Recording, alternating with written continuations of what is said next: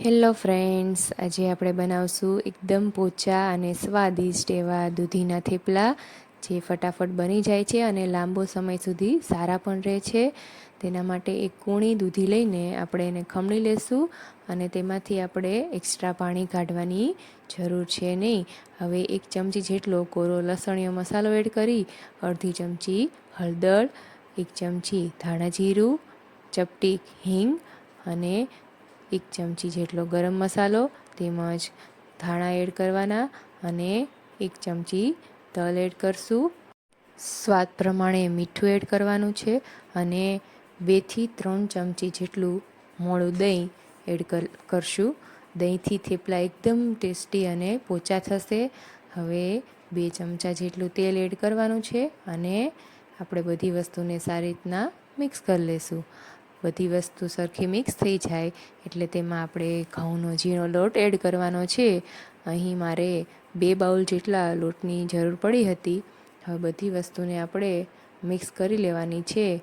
તમે ઘઉંના લોટનું પ્રમાણ અને દૂધીનું પ્રમાણ તમારા પ્રમાણે વધુ ઓછું કરી શકો છો. જરૂરિયાત પ્રમાણે પાણી એડ કરી એનો આપણે સરખી રીતના મસળી લોટ બાંધવાનો છે.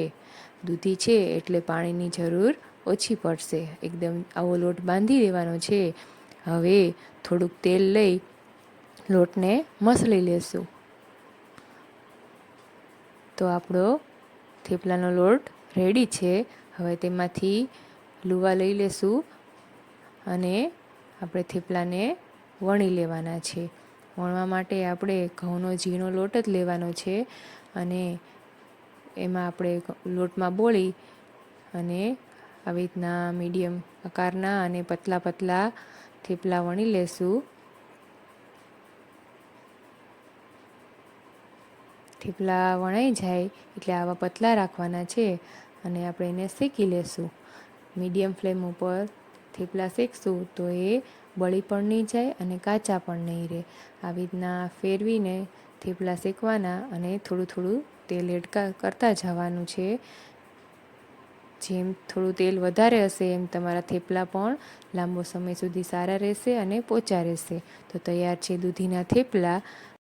જો તમને આ રેસીપી ગમી હોય તો મારી ચેનલને લાઇક, શેર અને સબસ્ક્રાઈબ જરૂરથી કરજો. Thank you.